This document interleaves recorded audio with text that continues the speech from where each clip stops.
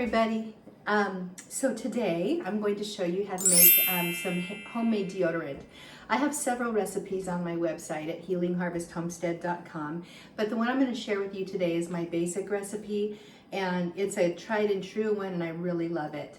So the ingredients are 3 tablespoons of shea butter. I'm going to, by the way, I'm going to link to the recipe, or not to the recipe, yes, the blog post that has the recipe in it, so you can have it printed out. But also what's useful about looking at the website article is I've done a lot of research on the typical toxins found in commercial deodorants. And you might just want to take a look at those because they're not good for you at all. You know, especially if you're a pregnant woman and you've got your baby nestled right under your armpit, you know, as it's growing in the womb. You're putting deodorant on your pits and it's containing all these chemicals like DHT and triclosan and, you know, different toxins like that. It's not good, you guys. Okay, so 3 tablespoons of shea butter. And then we're going to do 2 tablespoons of cocoa butter. And I always forget how hard cocoa butter is. Do I have my knife anywhere here? Usually I have my pocket knife right with me, and I must have put it somewhere. Oh dear. Well, I'll just try to dig this out. Cocoa butter is really hard. So it's a good idea to break it up if you can. There's a tablespoon,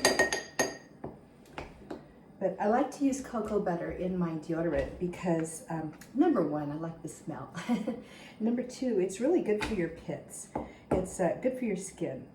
And it kind of helps that in the shea butter as well. They both help with the baking soda. Baking soda is really alkaline and it can be very, very harsh on your skin. I do have a couple of recipes on my website that don't use as much baking soda, but baking soda is one of the best things for odor control. All right, so here you've got your butters, okay? You've got shea butter and cocoa butter, and I'm just gonna go ahead and heat that water gently on low and let those butters melt together, alrighty? And then we'll go ahead and I'll show you what to do next. Okay, so now what I've got here in my mason jar, and by the way, this is a pint-sized wide mouth mason jar, and this one is just dedicated to deodorant. So I don't ever wash it out. I put a lid on it, and I will just reuse this one every single time I make deodorant, which is about once every 2 months or so, because this deodorant lasts a really long time. You don't need to use very much. But anyway, here's my shea butter and my cocoa butter that's all melted. And again, that was 3 tablespoons of shea butter, and that was 2 tablespoons of cocoa butter. And now I'm going to go ahead and add my powders. So I like to use about 3 tablespoons of arrowroot powder. You know, you can buy these little spice ones at the grocery store, but they're really expensive. And I buy mine at Star West Botanicals, and it's a lot cheaper overall. So, you know, if you want to get into making more of your own deodorants and dry shampoos, I just suggest you buy it in bulk like this. It's a lot cheaper by the ounce, and you can get, you know, this is organic. I have no idea if this is organic or not, but this one is. And so I feel good about using it on my pits. And then the next ingredient you want is baking soda.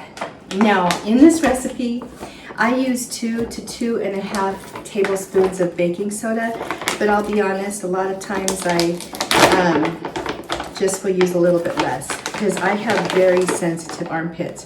If you're using this homemade deodorant for the first time, you might learn or find out that your armpits will have a detox period, and what that means is that it's got to get, they're going to detox from the lack of the chemical deodorants, number 1. But using baking soda might be a little bit hard on your pits at first, and then your skin gets used to it. And then the other thing I'm going to add is a couple drops of vitamin E oil here. Just a little squirt. All right. And finally, some essential oils. So you can use essential oils of your choice. I'm kind of partial to using some antibacterial essential oils, or essential oils with antibacterial properties.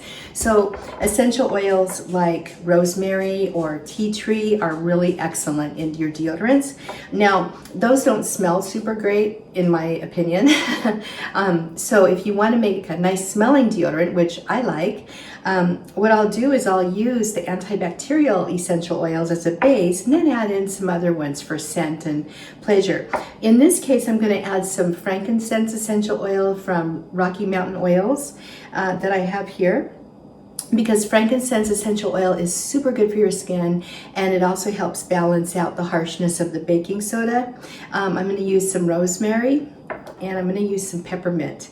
And I'll be honest, I really don't count super carefully, but about 20 to 50 drops is a nice dilution, what I found for the deodorant. You can go a little higher if you want, because that's still pretty low, but you don't have to, you know. And so anyway, there's my frankincense, and I'm going to do some rosemary here.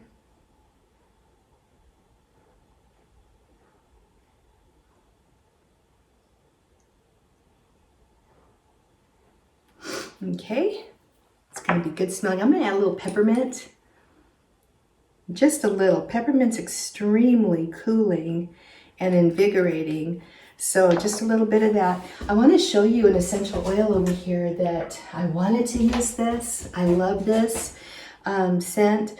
This is Evergreen Dream. It's a pre-made blend from Rocky Mountain Oils, and oh my gosh, I just love it. It's got a lot of pine and fir and things like that in it. What is it? Fir needle, frankincense, and pine. So really a nice blend for deodorant, but it's all gone. I diffused it all. So because I love it so much. So anyway, then you want to take a fork. You've got all your ingredients in here, your powders and your melted butters. And you're going to stir this really, really good. And it's okay if you wait a little bit for those butters to cool just very, very slightly, because you don't want your powders sinking to the bottom, which they will do, okay? So what I do is I stir real well, pour a little in, wait a moment, stir, pour. And now what I'm going to do is, when I get this all poured into my little jar, and by the way, I'm using, I don't know if you can see that here, a little 4-ounce jelly jar. I'm going to go ahead and put this in the freezer really fast, and that's also going to help reduce the settling of the powders and help it set up a lot faster.